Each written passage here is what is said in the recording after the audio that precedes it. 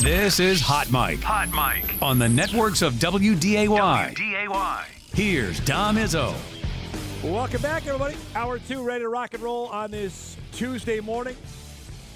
Tomorrow, a big day for those who follow Bison football. They are heading to Washington, D.C. They'll officially be honored for the 2024 National Championship by President Donald Trump, and the entire faction will be heading out, including my next guest, who I've been bugging for the better part, 6-7 years, is Cam Miller, who joins us here in studio. It's great to see you, man. How you been? Great. Thanks for having me. So tomorrow, you were just mentioning you got an early wake-up call. The team, what are you, like 3:30 tomorrow morning? 3:30. Yeah. And then hopping a bird and heading to Washington, D.C. That's right. Tell Full me, day. so you were in the midst of training for the draft. When did you find out that this offer had been extended? Because it was pretty soon after the title game. Yeah. And then I think the first date that we had was like March 12th or something like that. And I'm like, that ain't gonna that work. timing is not right, with Pro Day coming up in 2 weeks after that. And then, it was probably a month ago that they had set the date to go out there. And yeah, what a great opportunity. This is probably the last time, this is kind of melancholy to say it, maybe the last time you're all going to be together. Yep. For maybe a long time. Just what goes through your mind when I say that, as a team, that this is maybe the last time? It was so refreshing to see everybody at Pro Day.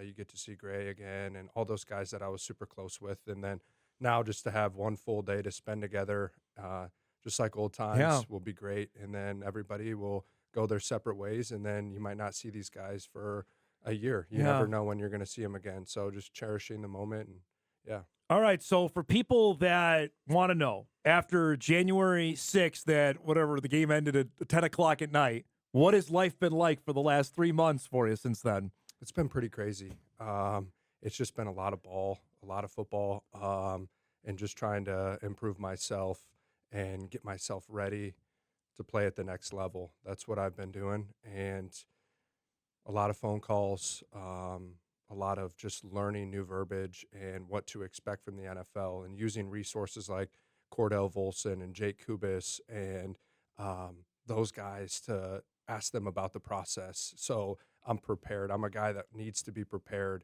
with everything that I do, whether it's interviews or 30 visits and, phone calls. How do I answer certain questions? So those guys have been great resources for me. And one thing that I should have probably done is reach out to some of the, former quarterbacks that have played here and ask them about the process. But I know they're busy in this process as well. Well, they're all, yeah. And it's unique for everybody, right? It's different they could probably tell you some things, but everybody's what's going to be different for you, what it was for them. And, Trey, I don't know, you were here for what Trey Lance went through. I mean, that was during COVID. That was going to be completely unique for what your visits and interactions have been with the NFL. Yeah, true. Describe your relationship with, we had Tony Raciopi on right after Pro Day, your quarterback coach. How did that start? How did you find it? He find you? Tell us the genesis of all that. So my dad, since we live really close to Iowa City, I was quarterback at the time, Spencer Petras. My dad had seen videos on social media of him working with Tony, and I think my dad knew somebody else that had went out there and trained. So it was really my dad reaching out to him and saying, would it be possible if Cam could come out here on spring break or over their May break? And it just worked out. And he said, yeah. We came up with some dates and then flew out there this was after the 21 season. Yep. Went out there, and then every break that I've really had, I've tried to go out to the East Coast and work with him. So what are you working on during the college years, before we talk about NFL stuff? When you're going out there, what are you precisely working on during your off season to get ready for the next Bison year? It was always just to get bigger, stronger, faster, and get better at timing and being more accurate.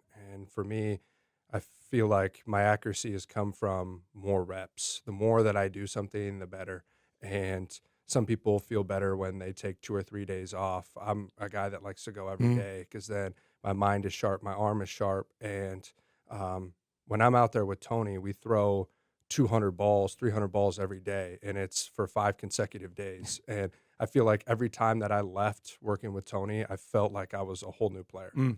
Your arm gets sore after that? That seems like an obvious question, but what is that? Because you don't do that in normal football practice. No. I think it's just like a part of the conditioning process for your arm. But yeah, it it definitely gets a little bit sore, but it's not like baseball. My arm will get sore in baseball, Yeah. but football, it's a lot shorter motion, so I didn't really struggle with that too much. Did you notice your arm strength improving even gradually over being there for a couple days and doing that? I think so, yeah, just like with all the rotational stuff and just the small cues. And I was so well coached, at North Dakota State as well, that a lot of the same stuff was taught with Tony. So it was more of like um, a refresher for me. And Coach Hedberg did a tremendous job and helped me get to where I am today. But it's always great to hear a new voice in your ear. And sometimes, like my dad in high school, you hear the same voice over and over again. You start to kind of goes in, one ear and out the other. So as I got a little bit older in college, you hear Coach Hedberg's voice, and it kind of goes in one ear and out the other. So I was going to save this for later. How often did he actually get mad at you, Hedberg, on the head? Because we see him; he's a pretty jovial guy. But how often was he upset with you on the headset? I think it's only happened once or twice. Do you remember what it was? I think it was probably when I was a backup, and it was okay. You got to give the mic to Zeb or Quincy, and he would get upset with me over that. But it was never usually performance based. Nothing like that. No, he was just impatient a little bit at times, but so am I. Right, you want to win, man. Yeah. I want to ask because now this coming year, the helmet technology is going to be used in college football. Bison are going to be able to use it for all their games. You had it for the Colorado game. What was that like? And boy, I'd love to have this for every game going forward. I just feel like another reminder in your headset, and just like small cues, like be alert for this pressure or this coverage. I thought it was really nice. And then not always having to look at your wristband to call a play. You kind of process it. Once you hear it, you process it as you're saying it as well. And I think that's, for me, that helped me learn more in practice as well when we used it. So, and you had it for that last drive. You're going no huddle. How much was that a factor that you guys could get up to the line of scrimmage and go? Oh, we have one word, so it was great. I mean, he just said one word, and then you just communicate it to everybody else, and we could go really fast. So I think like with tempo teams, Ole Miss, and some of those other teams, you could go really, really fast with that helmet communication. Describe the Shrine Bowl experience, what it was like. We're following it every day. We're seeing you're making some dynamite throws. What was the experience like just for what you wanted to get out of it? What did you think you got out of it? I think I got just great exposure to see where I'm at compared to some of the other guys in the class. Playing FCS, there's great talent, but then the pool just keeps getting smaller and smaller. So when you go to a bowl game like that, you get to see where you're at compared to guys that played in the Big Ten, SEC, ACC. And I think what I got out of it is I do belong with that group. And the speed of the game was a little bit faster for the first practice or two, but you adjust to that really quick. But like I said, NDSU prepared me so well. I knew practices were so easy for me because at NDSU, it's station to station. There's no breaks. So I felt like the transition was a lot easier than what I anticipated. The practices, how valuable were those as opposed to the game?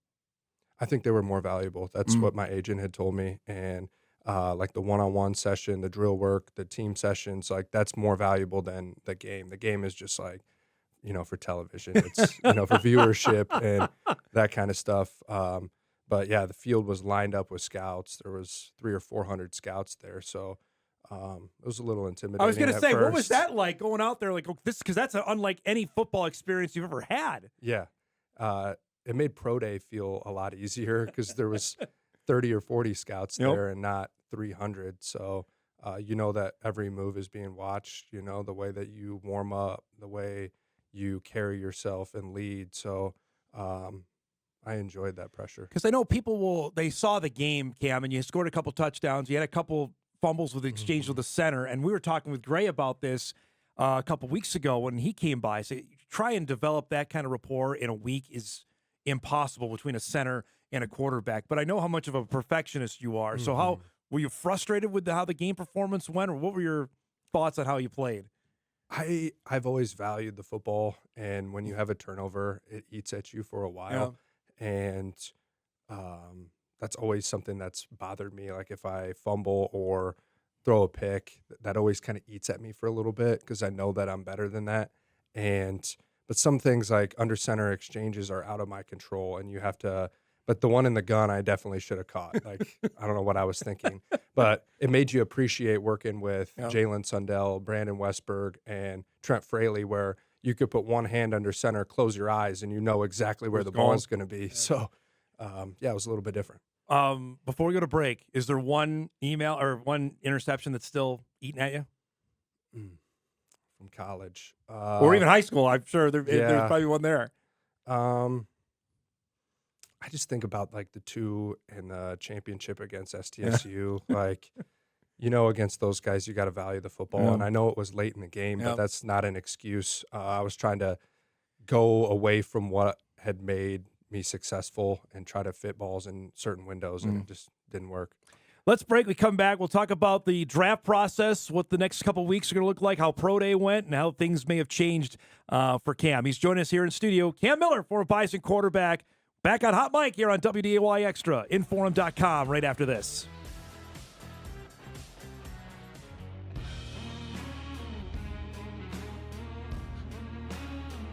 Welcome back, everybody. Cam Miller joining us here in studio, getting ready for the NFL Draft, which is 2 weeks from tomorrow. It begins in Green Bay. All right, so let's get the nitty-gritty of this. Let's go back to Pro Day, because we talked afterwards that the script was in for what you and Tony had planned out. You have I'd say a pretty good day. The ball didn't hit the ground. What has been the reaction when you've heard either from your agent or Tony or even from the NFL about how Pro Day went? Just that I did everything that I could have done, and I think in this process, it's all about checking boxes and doing the best that you possibly can to put yourself in a position to have your name called. And I felt like Pro Day went well, tested okay, but I think the throwing session, in my opinion, matters more than testing. So the fact that everybody caught the ball or you delivered it where it needed to be, is that something we overrate, or is that how important of a deal is that during Pro Day? I think it's super important, but then again, like, you have to take in. There's no defense out there. There's right? no defense, and it is scripted. Like, we had ran through the script 2 or 3 times. So in my head, the ball shouldn't hit the ground, right? Yep. If you do everything you're supposed to, and even if you do throw a low one, like, the ball should be caught. And those are NFL receivers as well. So I thought they executed really well. But like I said, we had practiced the script. I had been throwing those same routes for the last 3 months. So the ball should not hit the ground. The fact we're watching some video of it now, you're throwing to some of your former teammates here. How much of a comfortability was that? You're throwing to Joe Stuffle. You're throwing to Chris Harris. You're throwing to Bryce Lance. What was that like? It was great. And in the script, you have some of the bigger targets like Bryce and Chris running in breakers, because those are balls that could sail on you. And you have a tall target, and then Braylon is super quick. Yep. So you want him on the option routes and vertical throws. So that all played into effect for our script and how we wanted to do that. There were 5 separate NFL QB coaches there. I know you talked with the Broncos after. Can you give us a little of the gist of the conversation how that went? I think just they had seen everything that they wanted to see. And I know teams that go to a pro day, especially a position coach, that means something and that they have interest in you. So I just wanted to prove myself and to show them that I am capable. Tony told me, he said a couple of the guys told him that he wasn't supposed to be that good today. He was supposed to be our little secret. I'm sure you got that message as well. Yeah. What goes through your mind when you heard that? I just think in this process, teams, like players like myself, other teams want you to fly under the radar, so then they can get you either at the end of the draft or at the very end of the draft and be a free agent. So they don't want other teams to see that you're doing well, because they know deep down that you can play. So I think that's what he was hinting at when he said that. So what has your representation told you now about looking ahead for what to project? I know it's impossible to predict, but what are they telling you about what could potentially happen during the draft? Just that my representative feels that there's a better chance that I do get drafted than I don't. But at the end of the day, you just need an opportunity. You need a foot in the door.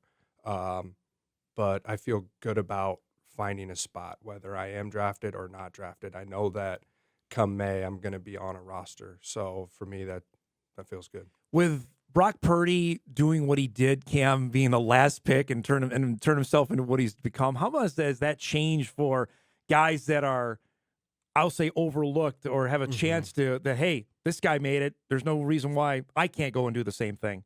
Yeah, I think he just cemented that for guys like myself who are a little undersized, don't have the strongest arm, a Josh Allen arm, but they can run the system. They know the game really well. They know how to lead other people. So I think somebody like that set a great example for guys like myself to possibly get drafted. To have the final 2 games that you had, obviously you wanted to win, but for you to play as well as you did in those 2 games, the South Dakota State game, the Montana State game, how personally gratifying was that? To this day, it feels great knowing that you beat South Dakota State again and then you end on top. But again, everything that I did was for my teammates.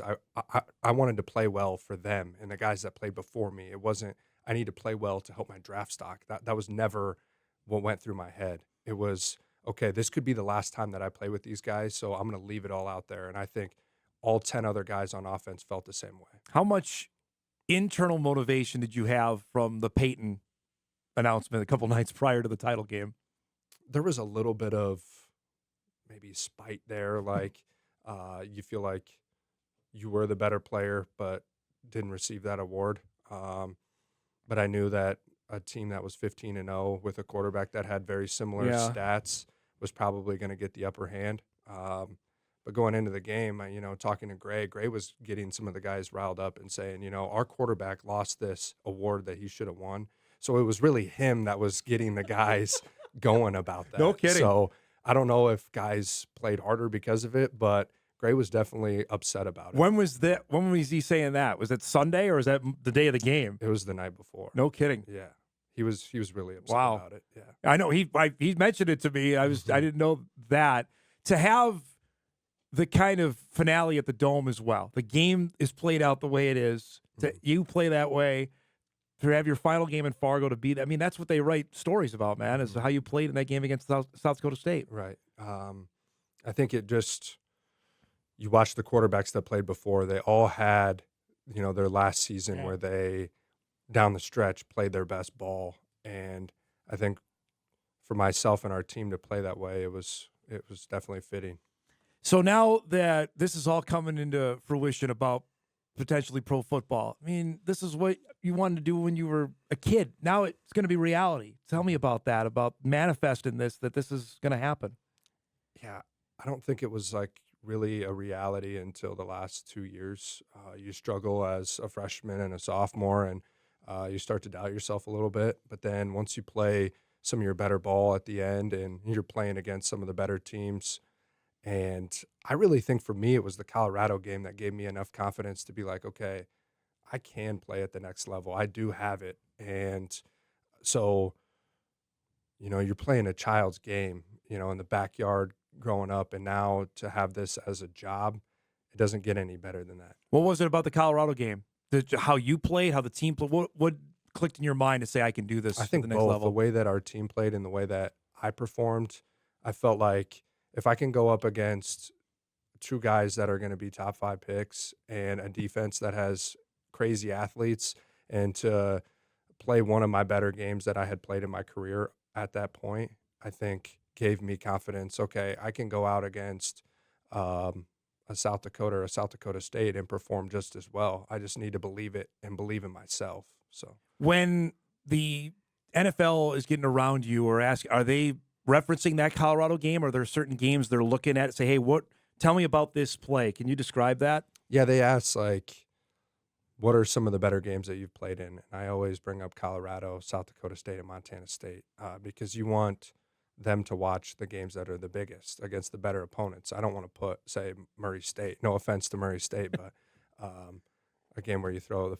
it 5 times. Correct, right. So, and then, meeting with the quarterback coaches over Zoom, they have film brought up from the season, and a lot of the clips come from the Colorado game. So they want to see you play against the best. And can you do that in the NFL? Now, the combine invite didn't come, and that might be another, I don't know, personal slight. How did you take that when your agent said, "Hey, it doesn't look like you're going to get invited"?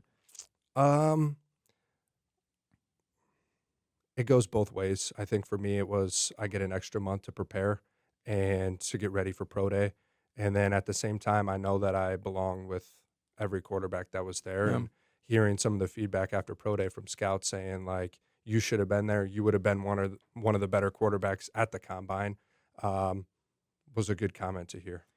Just justify in your own mind Yeah. what you were thinking anyway, Yeah. going into it. Yep. Just when you think of, and to me personally, watching the combine, and then some of the guys didn't do the drills. Like, why are you even inviting the guy? I would have Like, done you know, everything. right? I would have done everything. Was there a thing you tested out maybe better than you thought? Yeah. Which one was what? I think just like the short shuttle stuff, but I know a lot of the quarterbacks didn't do that. Yep. So I don't know if I would have wanted to be the only quarterback to do that, but I know like where my testing was at the time of the combine, I wasn't quite ready to do that there. What was your 40 time? During testing, Yeah. it was around a 4.7, 4.8. So Was that what you thought, or is that even how? anything under a 5 or a 4.9, I was okay with.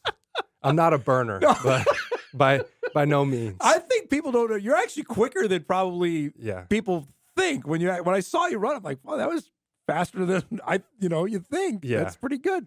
I was hoping that I would get some feedback from my agent about the Montana State run and be like, "You're good. You don't need to run the 40. That's good enough." So maybe I should have ran harder. So you're on that never going to have a more open run in the history No. of your life playing football No. than that. You got 10 more minutes to spend with us here? Absolutely. All right, we're going to take a break. We come back. We'll talk some of Cam's favorite memories at NDSU and looking ahead to what's coming up. We're going to do that when we come back here on a busy Tuesday morning edition of Hot Mic. Back after this.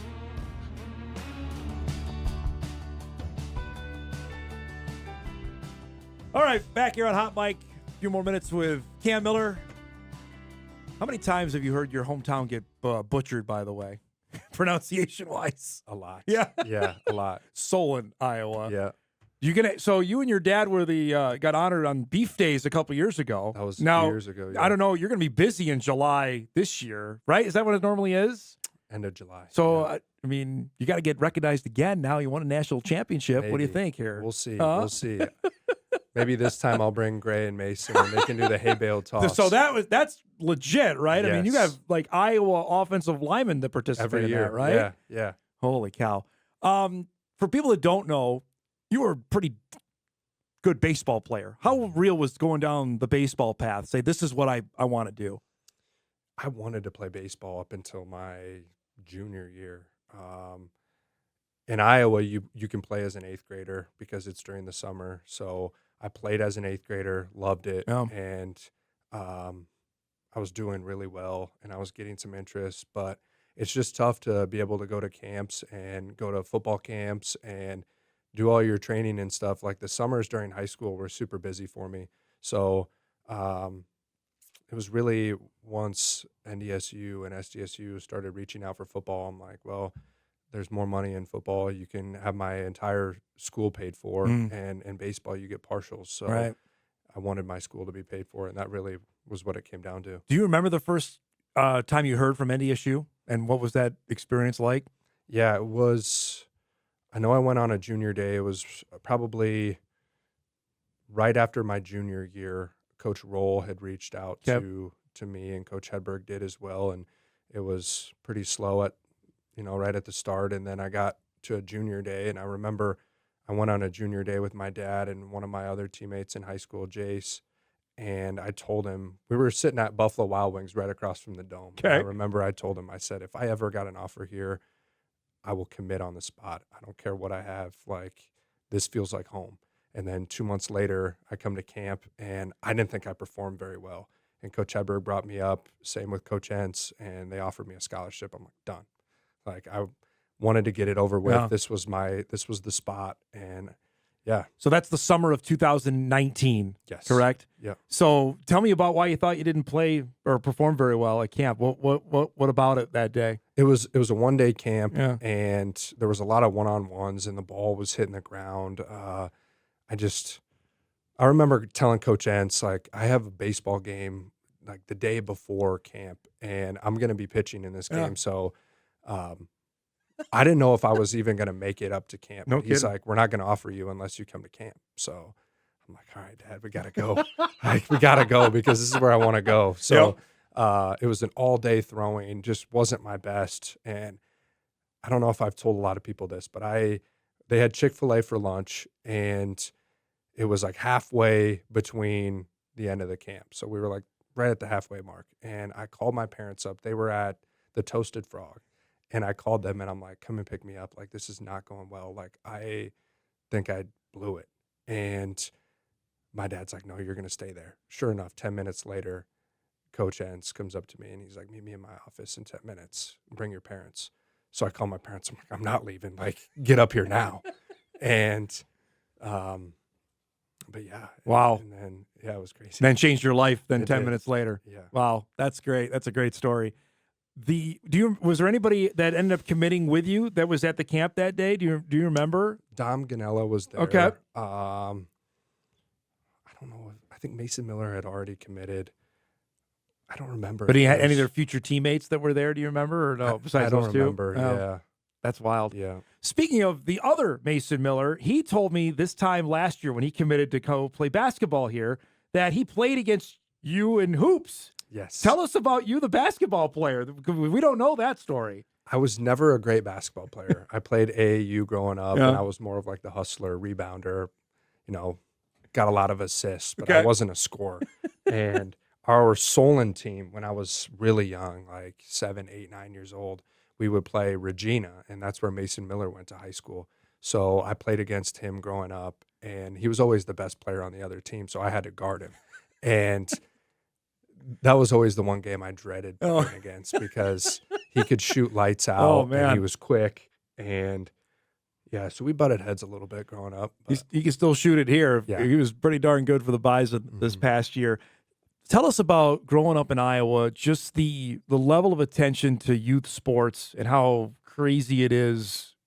It doesn't matter what the season is, that how nuts people are about sports in the state of Iowa, I guess is the best way to ask it. I think wrestling is Yeah. definitely huge, and I tried wrestling. It just wasn't Not for you. Not for me. But like I said, I played AAU. I played travel baseball at a high level. Like, we played against the best teams in the Midwest in baseball. So my parents sacrificed us going to Minneapolis, Chicago, Des Moines, Omaha, everywhere, every weekend.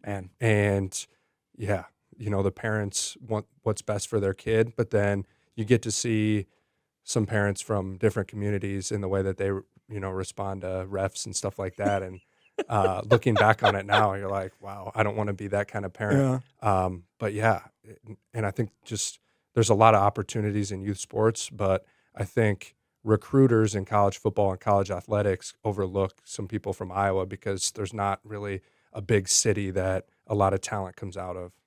Well, it's funny you say that because we had your dad on, I think, right after the draft. When Tyler Linderbaum got drafted, I'm watching the draft that night. I'm like, I know that guy at the draft party. Your dad Yeah. got invited to his draft party? He did. Because he's yeah. a Solon guy. Right. And my dad played with Tyler Linderbaum's dad in high school, so we're pretty close. But yeah, to see him go in the first round was Right? awesome. I mean, how big a deal was that for your hometown? And what do you think it will be the reaction if you get drafted here in a couple weeks? I think with Tyler, it was very similar to Cody Mauk. Hankinson and Solon are probably similar size. So to see a community rally behind somebody that gets picked in the first round, that's never happened before. I think Tyler was the first person out of Solon that ever got drafted. We had some, like Marshall Kane and James Morris were free agents, but to see somebody go in the first round was awesome. But yeah, I'm going to have a small get together, and I think, Adam Bach probably will too. So coming from a small town like that, I think it means a lot to everybody in the community and shows the young kids that they can do it as well. I know we talked, I think, off the air about the reaction after the Jackrabbit game, what you said on ESPN. And I know I talked with your dad. Were you surprised at how, I don't know if viral is the right word, but the reaction that people had to it, what you said after the game against the Jacks? Mm-hmm. It took off, man. It Yeah, had a life no, of it its did. own. I'm not somebody that wants to spread hate, and I think hate is a very strong word.